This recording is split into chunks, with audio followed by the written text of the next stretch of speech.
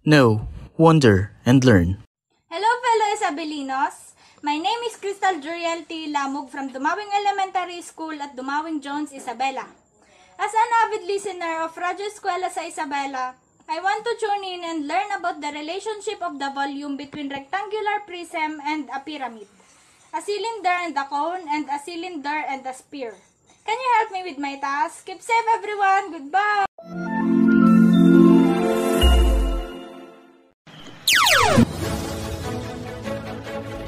You are listening to SDO Isabela Radio-Based Instruction. Learning never stops in Math Eskwela, your school on air. Your partner in achieving fun learning experiences. Let's listen, enjoy, and have fun in learning mathematics. Stay tuned.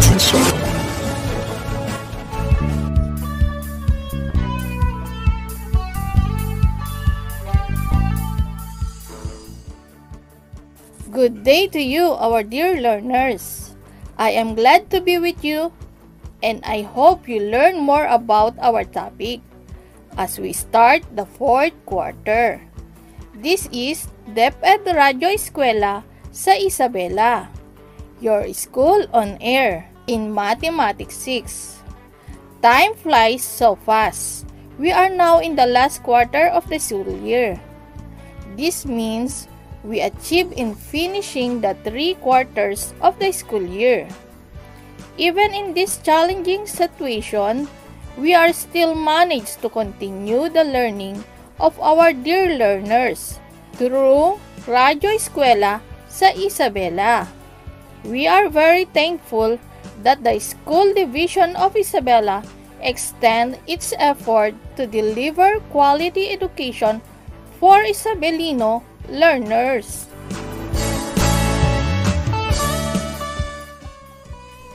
I believe today is exciting because you will learn new things again. Are you ready to learn? Yes, ma'am. Great! I am glad to guide you as we go through your new lesson. I am your radio teacher, Rixie Balagtas Bardoquillo of Gukab Elementary School, Itiague West District.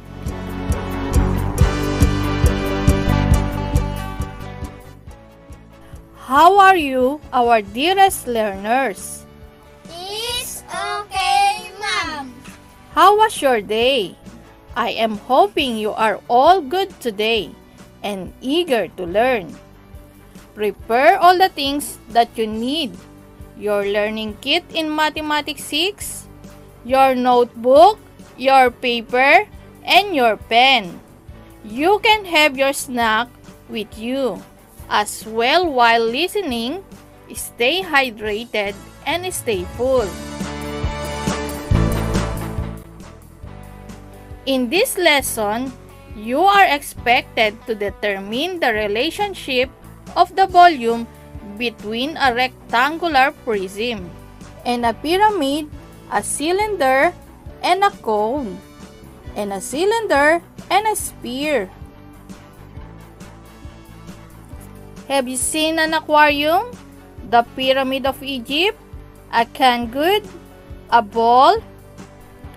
Those things are 3-dimensional solid because they have height, base, width, and length. Now let's start with our new lesson. Order for us to determine the relationship of the volume between a rectangular prism and a pyramid, a cylinder and a cone, and a cylinder and a sphere. Let us understand first on what volume is. Volume is the amount of the space occupied by the 3-dimensional object as measured in the cubic units. An example of a 3-dimensional objects, namely cube, sphere, cylinder, cone, rectangular prism, and a pyramid. Our main objective is to determine the relationship in terms of their volume. Pyramid is a three-dimensional object with triangles as faces and a polygon base. The faces are the flat surfaces or side, and the base is the face of the button. A perfect real-world example of pyramids are the pyramids of Egypt. Now, let's have the prism. A prism is also a three-dimensional object with two polygon bases that are the same shape and size. The faces are rectangles. An example of a prism in the real world is a cardboard box and an aquarium. So what is the relationship between the volume of a rectangular prism and a pyramid of the same base and height? Great idea! If prism and pyramid are of the same bases and height, the pyramid occupy 1/3 of the space of the prism. 3 pyramids fit or equal to 1 prism. These facts allow us to see a relationship between the volume of a prism and the volume of a pyramid. Is it clear? Yes, Ma'am! Great! Now, what is the relationship between the volume of a rectangular prism and the volume of a pyramid? Do you have an idea? Great idea! Let's find out, my dear learners. Focus on how we illustrate them. You listen, okay? It's okay, Ma'am. A cylinder is a three-dimensional solid. It is one of the most basic curvilinear geometric shape.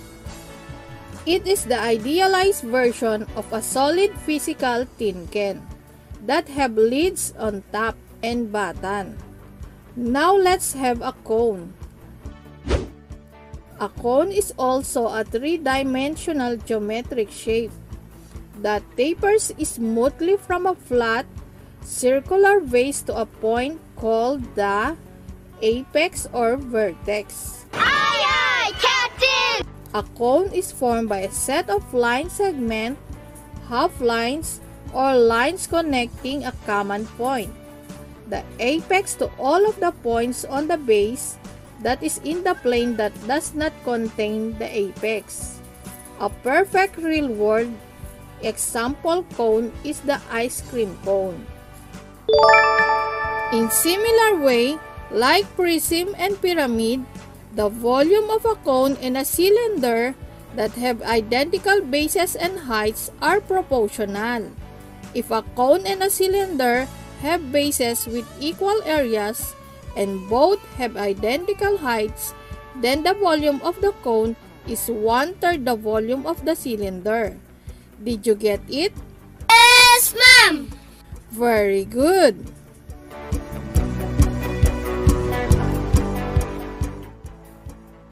Did you understand now the relationship between the volume of a cylinder and a cone? Yes, Ma'am! Very good!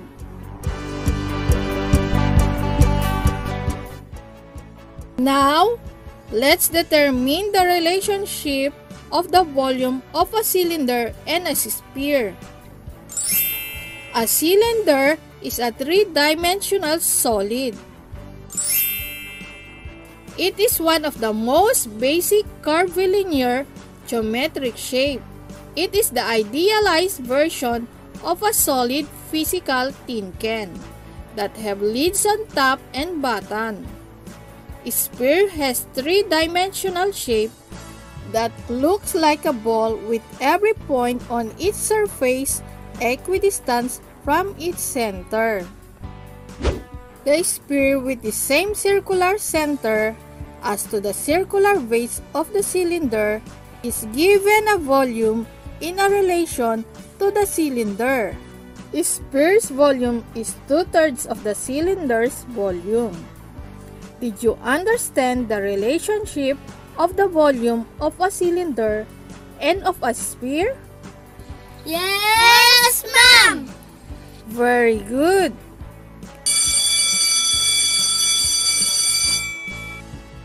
Let's have a quick recall of what we have learned a while back. What is the relationship between the volume of a rectangular prism and a pyramid? Great! When a prism and a pyramid have the same base and height, the volume of the pyramid is 1/3 of the volume of the prism. How about the relationship of the volume of a cylinder and a cone? Very good! The volume of the cone is 1/3 of the volume of the cylinder if both have identical heights and with equal areas. How about the relationship of the volume of a cylinder and of a sphere? Exactly. A sphere's volume is 2/3 of the cylinder's volume. Did you understand? I hope you do.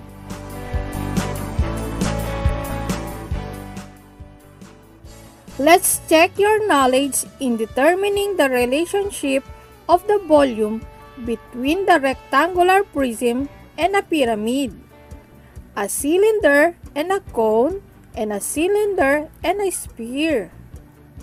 On a half sheet of paper, write your name, grade level, and section.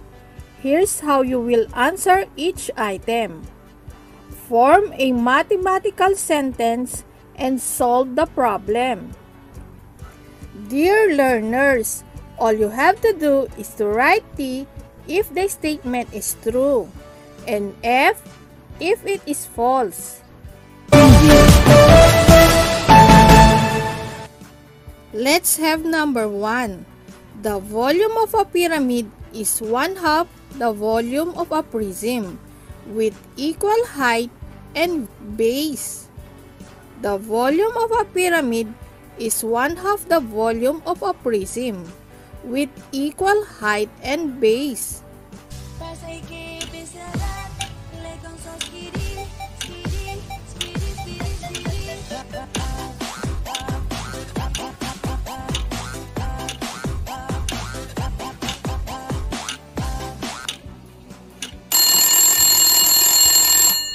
Let's proceed with number 2.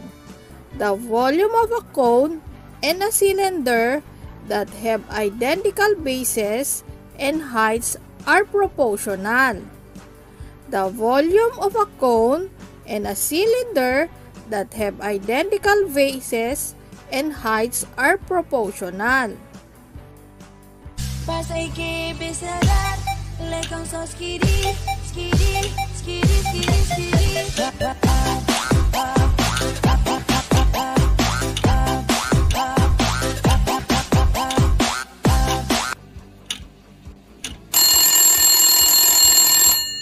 Now let's move with number 3. If a cylinder and a cone have the same heights, they also have the same volume. Number 3. If a cylinder and a cone have the same heights, they also have the same volume.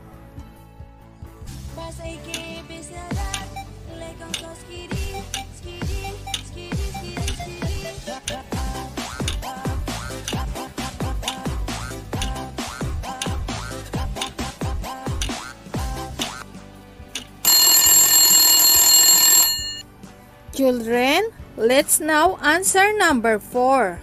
The volume of the cylinder is the same with the volume of the sphere. Number 4. The volume of the cylinder is the same with the volume of a sphere.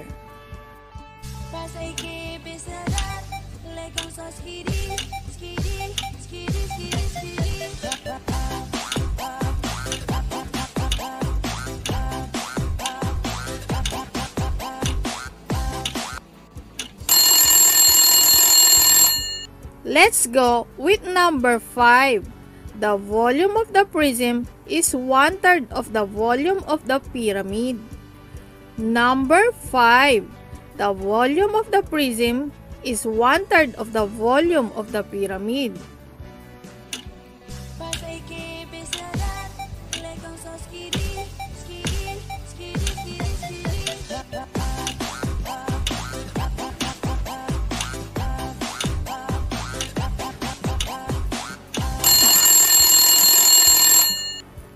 Let's have number 6. Volume of the sphere is 2/3 the volume of the cylinder. If both have identical heights and width equal areas. Number 6. Volume of the sphere is 2/3 of the volume of the cylinder. If both have identical heights and width equal areas.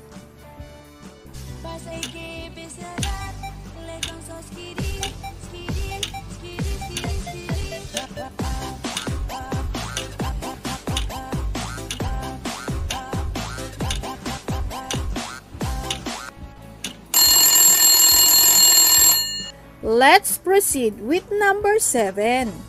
Prism and pyramid have the same volume. Number 7. Prism and pyramid have the same volume.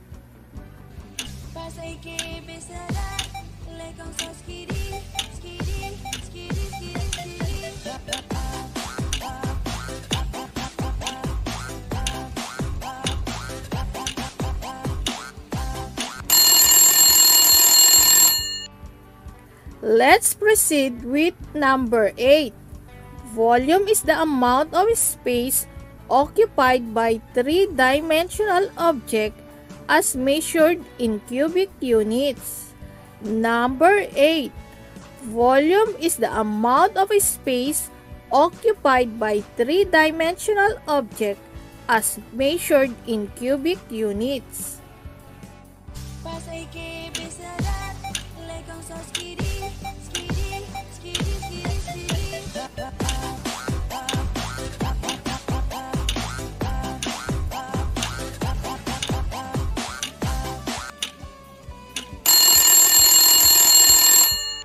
Children, let's now answer number 9.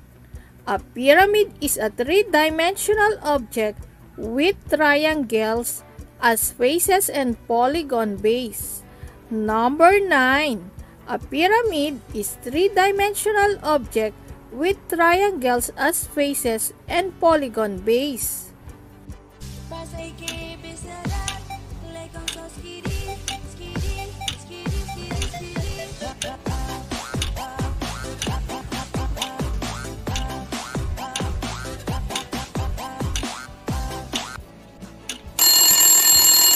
Let's go with number 10. A sphere is a round solid figure with every point on its surface equidistant from its center. Number 10. A sphere is a round solid figure with every point on its surface equidistant from its center.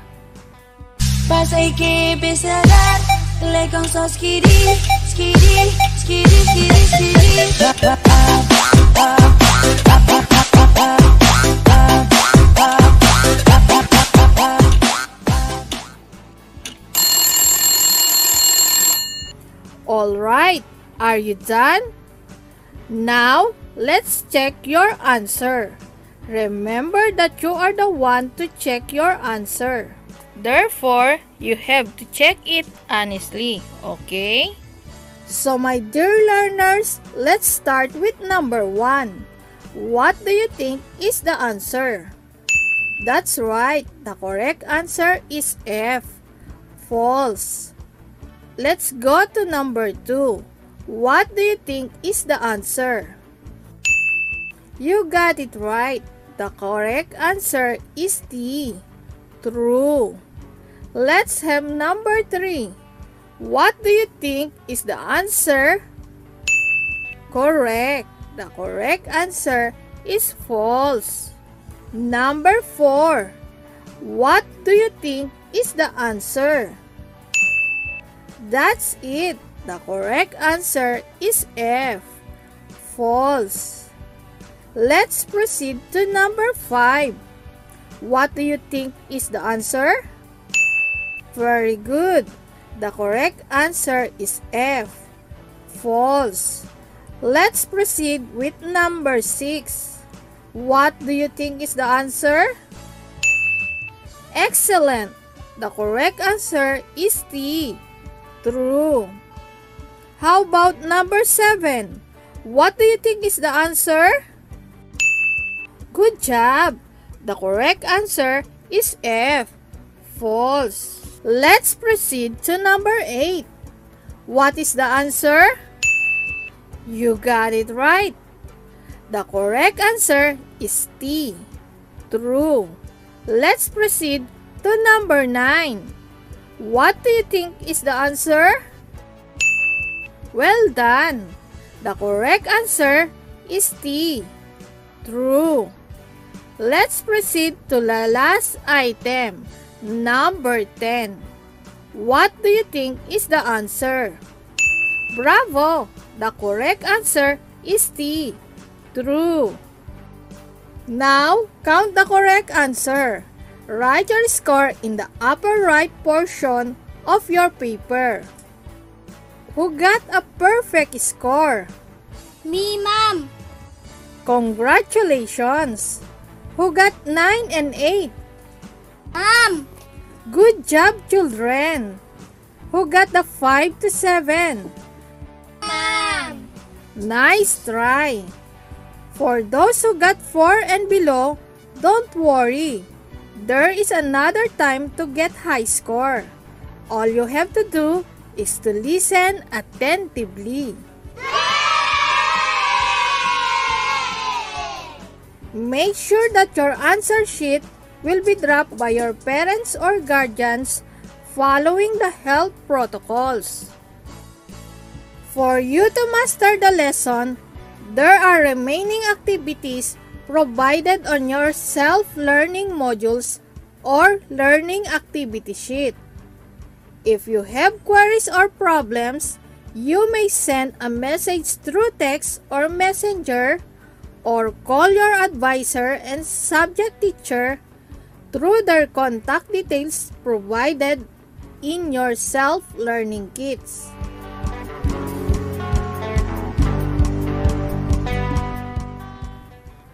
I hope you learned a lot with our discussion today. May you share with others and apply what you have learned in your daily lives. Our lesson for today has come to an end. I am inviting you to listen again next meeting for another interesting topics and performances. Till next meeting on the same time and same station. Halina't matuto, gamit ang ating radyo, pakinggan at unawain. On behalf of the scriptwriter, Sir Noel B. Calleja, and SDO Isabela RBI production team, I am your radio teacher, Rixie B. Bardoquillo from Gukab Elementary School, Itiaga West District, saying, have a good day, keep safe, God bless us all. Patuloy ang edukasyon para sa ating henerasyon. Sa daan ng pagkatuto ay walang may iwan. Kaya halina sa Radyo Eskwela.